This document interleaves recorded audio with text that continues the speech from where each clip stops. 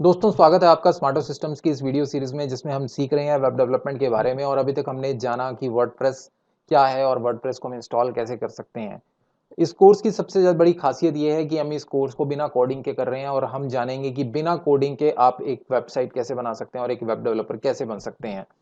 तो जिसके लिए हमने चुना है वर्डप्रेस को। और वर्डप्रेस सबसे बढ़िया, सबसे बेहतरीन एक ऐसा टूल है जिसमें किसी भी तरह की कोडिंग की रिक्वायरमेंट नहीं है और अच्छे से अच्छी, बेस्ट से बेस्ट वेबसाइट आप वर्डप्रेस के अंदर बना सकते हैं। और मैं बनाऊंगा आपको एक्सपर्ट वर्डप्रेस में।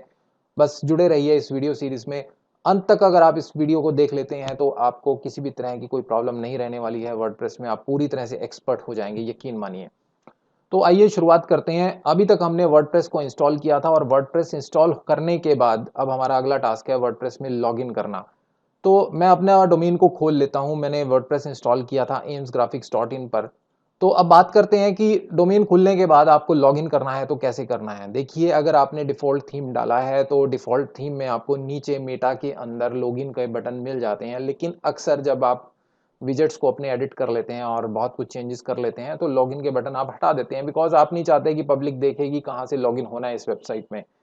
तो उसके लिए उसके बाद आपको डायरेक्टली लॉगिन करना होता है। लॉगिन करने की टेक्निक मैं आपको बता रहा हूँ। लॉगिन करने के लिए जो आपका डोमेन है, जो भी आपका डोमेन है, अगर वो सब डोमेन है तो पूरा सब डोमेन आप टाइप करेंगे। जैसा कि ये मेरा सब डोमेन है। मैंने दो जगह वर्डप्रेस इंस्टॉल किया था, आपको याद होगा पिछले वीडियो में। एक हमने मैनुअल किया था और एक हमने ऑटोमेटिक इंस्टॉलर के थ्रू इंस्टॉल किया था। तो दोनों ही केस में जो टेक्निक है लॉगिन करने की वो सेम रहने वाली है।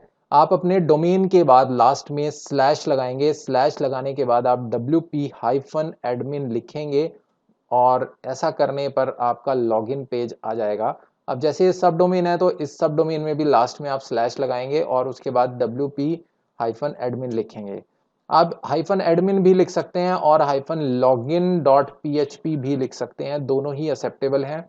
Actually login dot PHP root directory में ही पड़ा हुआ एक फाइल होता है और जो कि wp एडमिन की फाइल्स को एक्सेस करता है।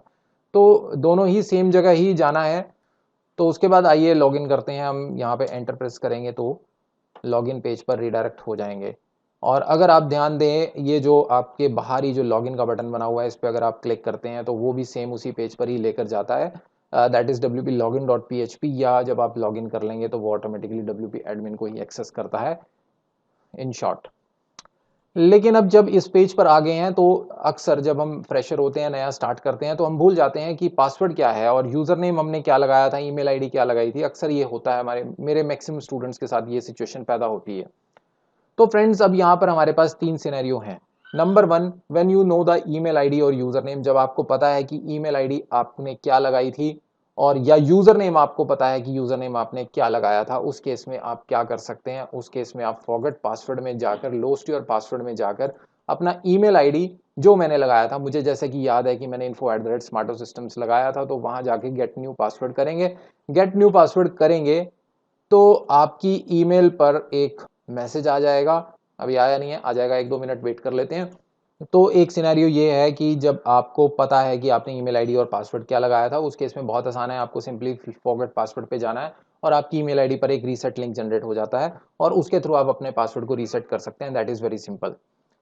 सिनेरियो नंबर टू ये है जब आपको अपनी ईमेल आईडी या यूजर नेम नहीं पता, बिल्कुल नहीं पता कि आपने क्या ईमेल आईडी लगाई थी और क्या यूजर नेम लगाया था जिससे कि आप लॉगिन कर सकें। तो इस सिनेरियो की भी हम डिस्कस करेंगे। तीसरा सिनेरियो है जब आपका सर्वर रीसेट ईमेल आपको नहीं भेजता है। जैसा भी मेरे केस में मुझे लग रहा है कि शायद रीसेट ईमेल नहीं आने वाली है। कई बार ऐसा होता है कि बाउंस हो जाती है या किसी पर्टिकुलर ईमेल आईडी पर डिलीवरी नहीं जा रही होती या आपका सर्वर पे जो है ईमेल की फैसिलिटी अनेबल नहीं होती।